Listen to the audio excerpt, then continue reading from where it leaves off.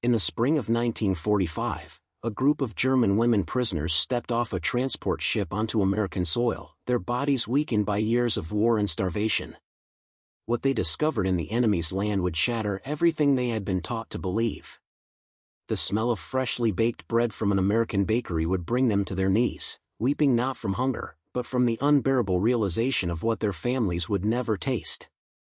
Before we jump back in, tell us where you're tuning in from, and if this story touches you, make sure you're subscribed, because tomorrow, I've saved something extra special for you. March 27, 1945. The morning fog clung to the Hudson River like a shroud as the USS Resolute cut through the gray waters toward New York Harbor.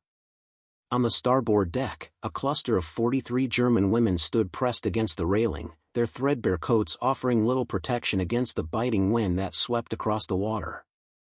Their faces, hollow and weathered beyond their years, turned toward the shoreline with expressions caught between dread and disbelief. Nurse Greta Hoffmann, 31 years old but looking a decade older, gripped the cold metal rail until her knuckles whitened. Beside her, younger women from the Red Cross auxiliary units whispered nervously in their native tongue, their voices barely audible over the ship's engines and the cry of gulls circling overhead. These were not soldiers in the traditional sense. They were clerks, nurses, radio operators, and administrative staff who had been swept up in the final chaotic months of Germany's collapse, captured during the Allied advance through Bavaria and the Rhineland. The air tasted of salt and diesel fuel, sharp and foreign on tongues accustomed to the acrid smoke of burning cities. Behind them, Europe was a graveyard of shattered stone and silent streets.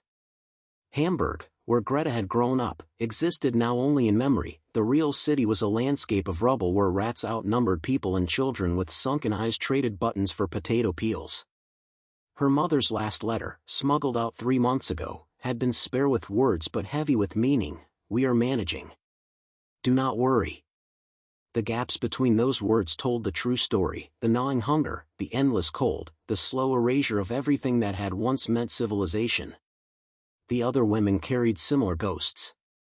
24-year-old Frieda Baumann had worked as a telegraph operator in Munich until the bombs came. She remembered the exact moment the building collapsed, not the sound, but the silence afterward, broken only by her own breathing under the debris. 37-year-old Anneliese Vogel had been a literature teacher in Dresden before being conscripted into administrative work. She no longer spoke of Dresden. The memory of that city's firestorm had burned away her capacity for certain words. Now they stood on the threshold of enemy territory, about to set foot in the land that propaganda had painted as both barbaric wasteland and impossible myth. Their hands trembled, but not entirely from cold. The first shock came before they even disembarked. American sailors moved across the deck with a casualness that seemed almost obscene to the watching women. One young seaman, no older than 22, leaned against a cargo crate eating what appeared to be a sandwich, thick slices of white bread with visible layers of meat and cheese. He took enormous bites, chewing thoughtfully while talking to his companion, who laughed at something and slapped him on the shoulder. The bread was so white it almost gleamed in the weak morning light.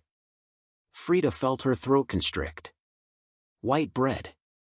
Not the dense gray bricks mixed with sawdust and ground acorns that passed for bread in Germany, but actual white bread with a soft, pillowy texture she remembered from childhood Sundays before the war.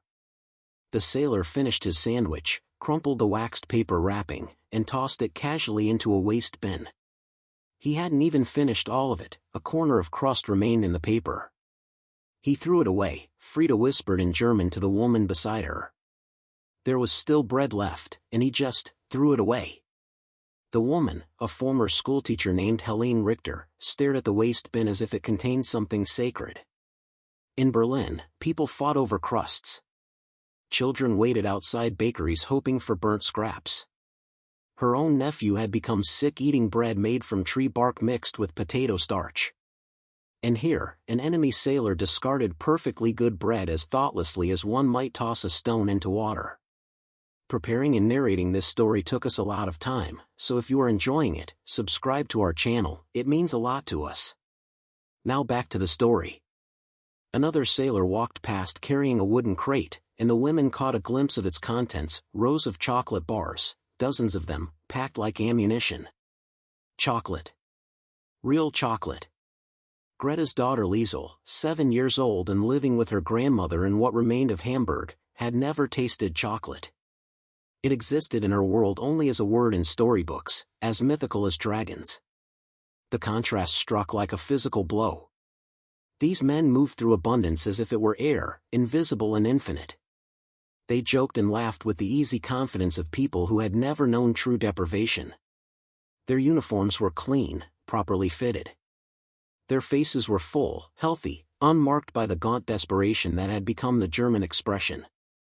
One sailor noticed the women staring and gave a friendly wave, calling out something in English that none of them understood. His smile was genuine, uncomplicated.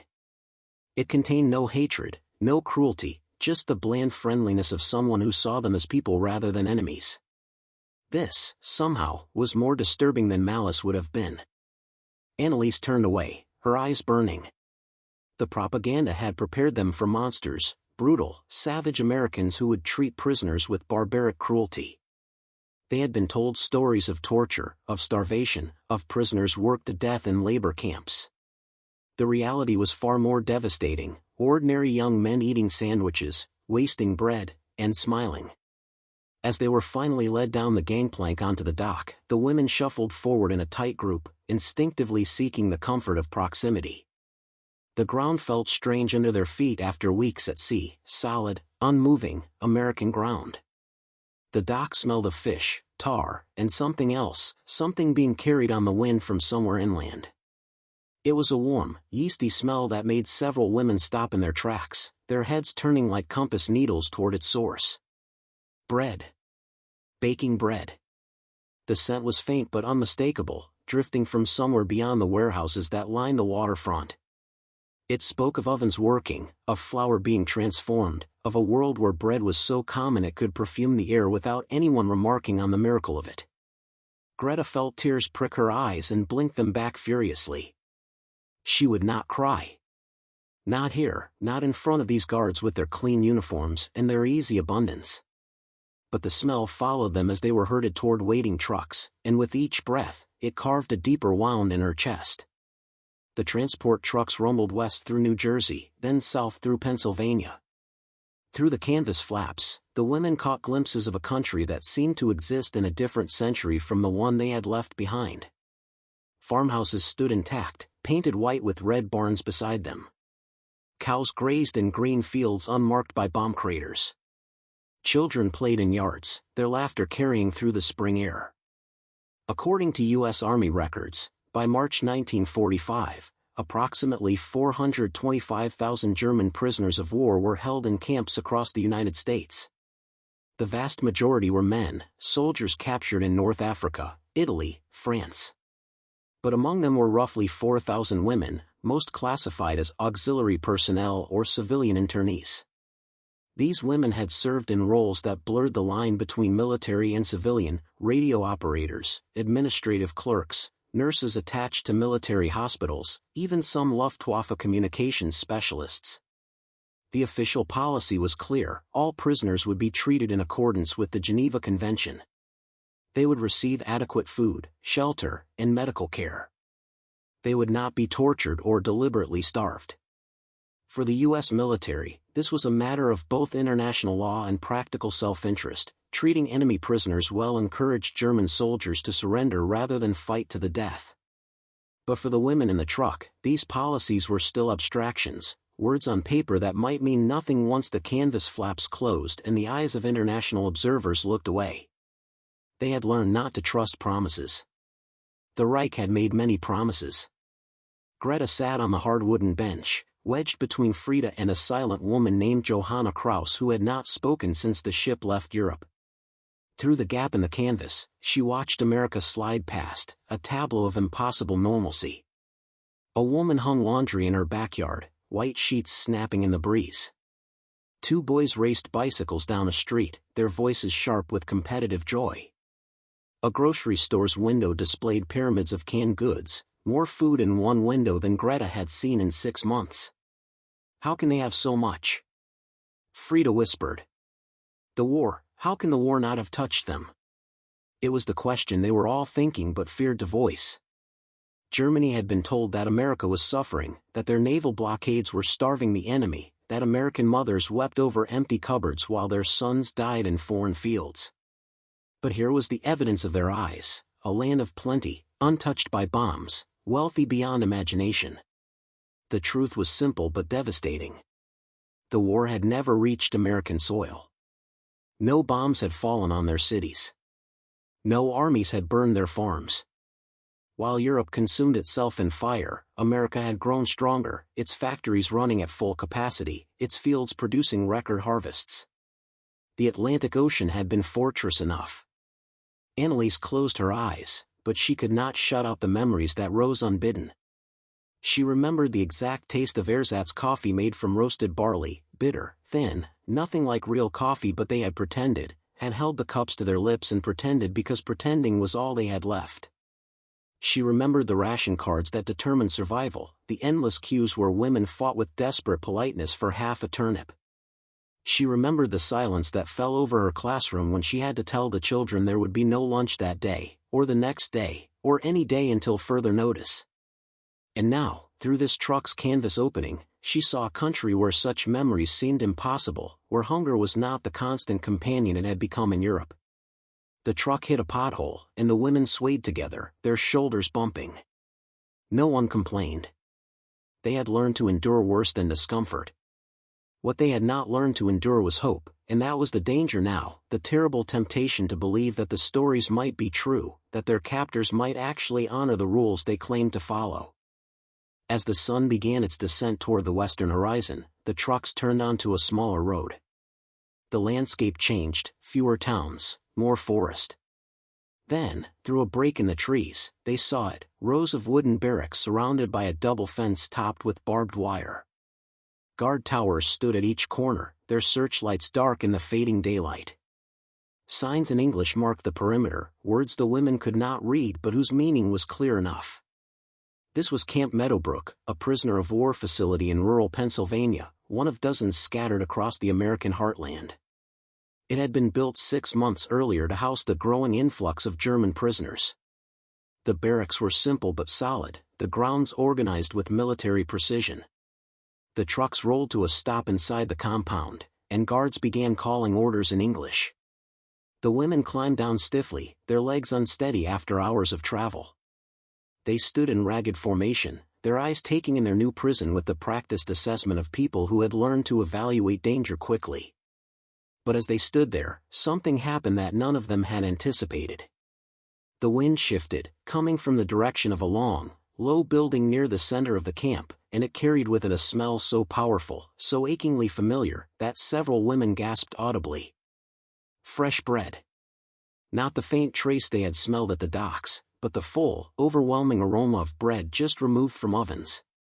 The smell was so rich, so impossibly present, that it seemed to have physical weight. Greta's knees actually weakened. Beside her, Frida made a sound that was half sob, half laugh. Johanna, who had not spoken in weeks, whispered a single word, brat. Bread. The smell spoke of flour milled fine and white, of yeast working its ancient magic, of ovens that had never gone cold for lack of fuel. It spoke of a world where bread was not carefully rationed and hoarded, but baked fresh each day in quantities that seemed impossible to women who had watched their cities starve. An American sergeant, noting their reaction with something between confusion and concern, called out in heavily accented German, "You will eat soon. There is enough for everyone. Enough for everyone." The words hung in the air like a prayer or a curse. In Germany, there had not been enough for everyone for 4 years. There had only been choices about who would eat and who would wait, who would survive and who would quietly fade. The processing took 2 hours. Names were recorded, photographs taken, medical examinations conducted by a brisk but not unkind army doctor who frowned at their collective thinness and made notes on his clipboard. The women were issued camp clothing, simple dresses of gray cotton, underwear, stockings that had no holes, shoes that actually fit. These items, mundane to their captors, felt like treasures to women whose own clothes had been mended and remended until more thread than original fabric held them together. Then they were led to the mess hall. The building was long and functional, with rows of wooden tables and benches. The walls were painted a pale institutional green, and lights hung from the ceiling in wire cages.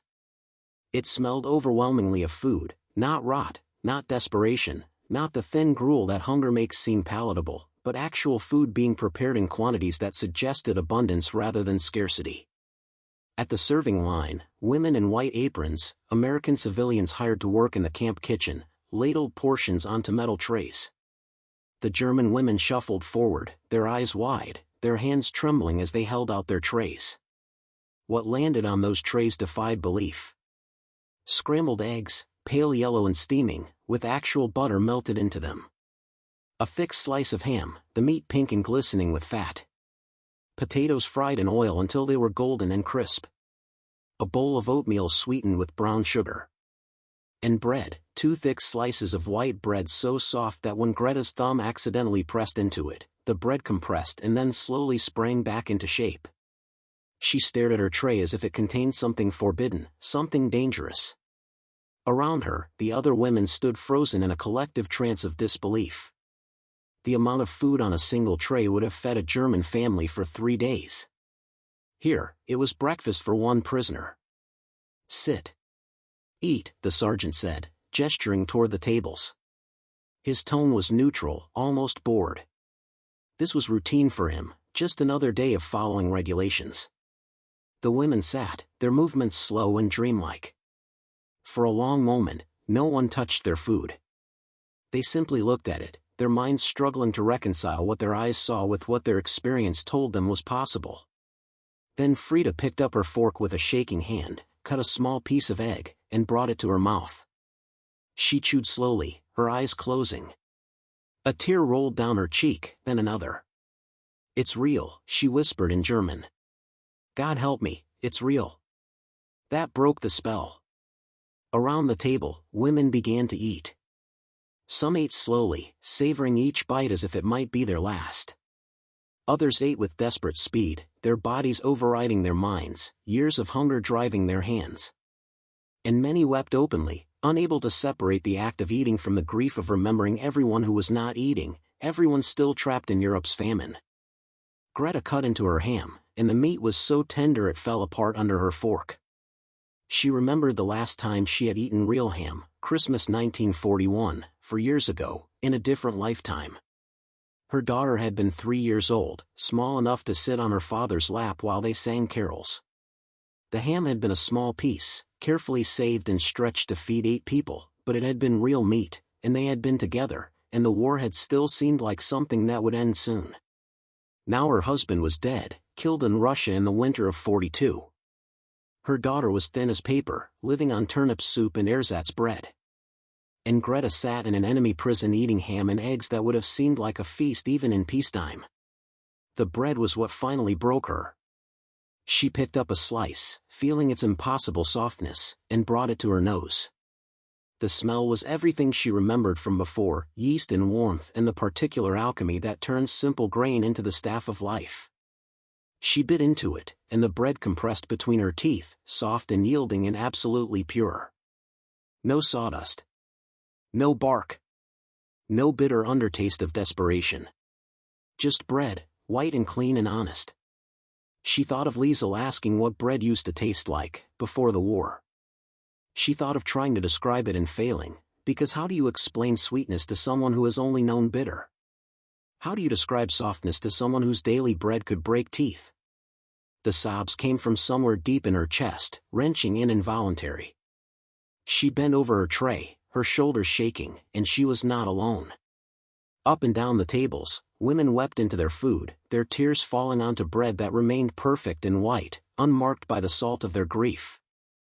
The American guards watched with expressions ranging from bewilderment to discomfort. One young private from Iowa, who had never seen his own country struggle for food, turned to his sergeant and asked, "What's wrong with them? Is the food bad?" The sergeant, older and perhaps wiser, shook his head slowly. "It's not bad, son. That's the problem." That night, after the lights were dimmed in the barracks and the women lay in bunks that had actual mattresses and clean sheets, the smell of bread came again.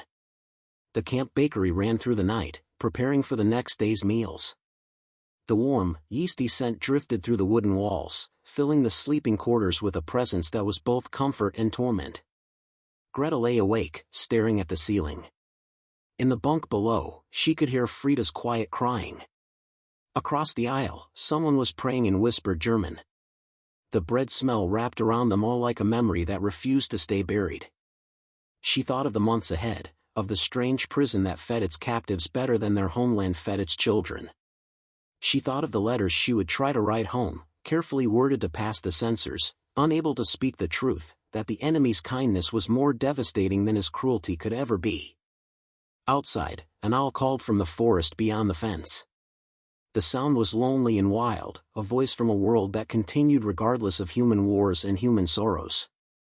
And as Greta finally drifted towards sleep, one question circled endlessly through her exhausted mind. If this was how the enemy treated prisoners, what did that say about everything she had been told, everything she had believed, everything she had sacrificed for? The bread smell lingered, and with it, the terrible dawning of doubt. The scent of fresh bread had become a constant presence in Camp Meadowbrook, drifting through the barracks at all hours like an invisible companion. For Greta Hoffmann and the other German women prisoners, that smell had transformed from shock into something more complex, a daily reminder of the chasm between their captivity and their homeland's suffering. 3 weeks had passed since their arrival, and the initial disbelief had given way to a quieter, more dangerous emotion, acceptance. Each morning brought the same routine. Roll call at dawn, the American guards counting heads with mechanical efficiency. Breakfast in the mess hall where the abundance never diminished. Work assignments that felt almost gentle compared to the brutal labor camps they had heard whispered about in Germany. And always, the bread, soft, white, impossibly plentiful. It wasn't just bread anymore. The symbols of American abundance multiplied like revelations, each one peeling back another layer of the world they thought they knew. Soap arrived weekly in their barracks, thick bars that smelled of lavender, lathering into clouds of white foam. Frida Baumann stood at the washing basin one morning, watching the suds cascade over her hands, and remembered her mother cutting a single bar of lye soap into 8 pieces to last a month. Here, when a bar wore thin, another appeared as if conjured from air. She had hidden 3 bars under her mattress before realizing the futility. There would always be more. Coffee came next. Real coffee, dark and bitter, served each morning in tin cups that the women clutched like precious relics. Anneliese Vogel, the former literature teacher, took her first sip and felt memory crash over her like a wave. Her father's study in Dresden, Sunday mornings before the war, the ritual of grinding beans while he read the newspaper. She had told herself she'd forgotten that smell. She had been lying. They wasted, whispered Johanna Kraus one morning, finally breaking her weeks of silence. She pointed with a trembling finger at an American guard who poured half a cup of coffee into the dirt, grimacing. Too strong, he muttered to his companion, refilling his cup with fresh brew. The women watched this casual destruction with something approaching horror. In Germany, coffee grounds were reused 3, 4, sometimes 5 times until the water ran nearly clear. Here, a man could discard perfectly good coffee because it didn't suit his taste. Butter appeared on their tables each meal, thick pats of it, yellow as summer sunlight, soft enough to spread without tearing the bread. Greta watched a young American kitchen worker, no more than 19, slather butter on toast with such abundance that it dripped onto his plate. He scooped the excess with his finger and licked it clean, thoughtless as breathing. She thought of her daughter Liesel, who had asked her once what butter tasted like. Greta had tried to describe it, creamy, rich, a little sweet, but the words felt hollow. How do you explain a luxury to someone who has never known anything but necessity? Each symbol built upon the last, constructing an architecture of doubt that grew more elaborate with every passing day. The women began to whisper among themselves in the barracks after lights out, their voices low and urgent. If they can spare this much for prisoners, Frida said one night, what do their own families have? No one answered, but everyone knew. The answer was visible in every guard's healthy complexion, every casually wasted scrap, every replacement item that appeared before the old one was fully used. America hadn't just survived the war, it had thrived during it. The work assignments began in the second week. The women were divided into groups, some to tend the camp gardens, others to laundry duty, a few to clerical work in the administration building. The labor wasn't backbreaking, nothing like the forced labor stories that had filtered back from occupied territories. It was, disturbingly, almost normal. Greta found herself in the garden detail, kneeling in dark soil that smelled of spring and growth. An American corporal named Robert Sullivan, from somewhere called Nebraska, supervised their work with patient directions. He showed them how to plant seeds in straight rows, how to space the seedlings, how to water without drowning the roots. "Tomatoes here," he said in halting German, pointing. "Carrots there. Beans along the fence." The garden was enormous by German standards, large enough to feed a village. Yet it was just one of several within the camp, supplementing the food that already arrived in overwhelming quantities from external suppliers. Greta pressed a tomato seed into the soil and thought of the desperate gardens that had sprouted in Berlin's bombed-out lots, where people planted potatoes among the rubble and prayed they'd grow before winter came. "Why so much?" she asked Sullivan in careful German. "Why plant so much food?" He looked at her with genuine confusion. "So everyone eats well," he said, as if it were obvious. "Gardens are good for morale." Morale. They were planting vegetables for morale, not survival. The concept was so foreign it took her a moment to process. In the laundry detail, Frida and others scrubbed uniforms in large tubs with hot water and strong soap. The soap foamed so richly it seemed wasteful, but the American laundry supervisor, a civilian woman named Dorothy Hayes, insisted on generous portions.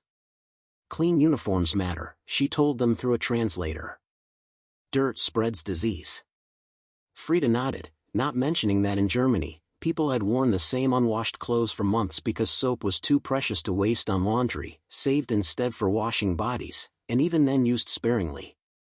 The clerical workers, including Annalise, were given typewriters and filing duties. The typewriters were new, or nearly so, their keys smooth and responsive. Annalise, who had once taught children to write with precious scraps of paper hoarded like treasure, now filed reports on fresh white paper that came in stacks so tall she couldn't reach the top. "If you make a mistake, just start over," the supervising sergeant told her. "Paper's cheap." Cheap. Paper was cheap. She had once seen two women fight over a single sheet of clean paper in Dresden, both needing it to write to sons at the front. One had won. The other had cried. The transformation didn't announce itself with trumpets or sudden revelation. It crept in quietly, like dawn, too gradual to mark its exact beginning. One evening, Greta stood near the fence watching the sunset paint the Pennsylvania sky in shades of orange and pink. A guard named Thomas Chen walked his patrol route nearby, his rifle slung casually over his shoulder. He nodded to her politely, as he did every evening, and she found herself nodding back. This small gesture, this mutual acknowledgement of shared humanity, would have been unthinkable weeks ago. He was the enemy. She was his prisoner. Yet here they stood, two people watching the same sunset, and the hatred she had been taught to feel seemed to have evaporated somewhere along the journey. "They're not monsters," Frida whispered one night in the barracks. "We were told they would be monsters, but they're just people." "Worse than monsters," Johanna replied bitterly. "Monsters would be easier to hate." The statement hung in the darkness, heavy with truth. How do you maintain hatred for people who feed you, who treat you with basic dignity, who follow their own rules even when no one is watching? The Reich had taught them that strength came from cruelty, that mercy was weakness. Yet here was America, being strong precisely because it could afford mercy. The ideological foundation they had built their lives upon began to crack. One afternoon, Annalise was filing reports when she came across casualty statistics, American soldiers killed in Europe, listed by name, rank, hometown. The lists went on for pages. She read the names: boys from Iowa, from Texas, from places called Oregon and Massachusetts. Each name followed by Kia, killed in action. In 1989, when the Berlin Wall fell and Germany reunified, Greta stood in the crowd watching young people dance on the concrete barrier that had divided their country for decades. She was 75 years old, her daughter Liesel beside her, grandchildren at her feet. Someone nearby was handing out fresh bread rolls to the crowd, a celebration, a symbol of new freedom. Greta took one, holding it carefully in her weathered hands. The bread was soft, white, perfectly ordinary. She brought it to her nose and inhaled, and suddenly she was 29 again, standing in Camp Meadowbrook, weeping over breakfast. Liesel touched her arm. "Mother? Are you all right?" Greta smiled through her tears. "I'm remembering," she said. "Just remembering." What she remembered was this: that bread could be both nourishment and indictment. That abundance could wound more deeply than deprivation. That the enemy's humanity could shatter your certainties more completely than his hatred ever could. She remembered standing in that camp mess hall, surrounded by food she couldn't eat without grief, understanding for the first time that everything she had been told was a lie. The enemy was not cruel. America was not weak. Her country had not been fighting for survival but for an ideology that had already begun consuming itself from within. The bread had taught her that. Simple, soft, white bread, the most basic of foods, transformed into the most profound of teachers. As the celebrations continued around her, Greta broke the roll and shared it with her grandchildren, watching them eat with the easy pleasure of people who had never known true hunger. This, she thought, was perhaps the greatest gift, that they would never have to understand why their grandmother wept over bread. But she would carry that understanding to her grave. The smell of fresh bread would always take her back to that mess hall, to that moment when the world she knew crumbled and reformed into something new and terrible and true. And in the end, perhaps that was the real story, not of captivity or liberation, but of transformation. Of learning that the enemy could be kind, that your own side could be cruel, and that the truth was always more complicated than propaganda could contain. The bread had been real. The kindness had been real. And the guilt of surviving comfortably while others suffered, that too had been real, and it would never entirely fade. Some lessons, once learned, cannot be unlearned. Some smells, once encountered, cannot be forgotten. The bread remained, in memory, forever fresh. Up next, you've got two more standout stories right on your screen. If this one hit the mark, you won't want to pass these up. Just click and check them out.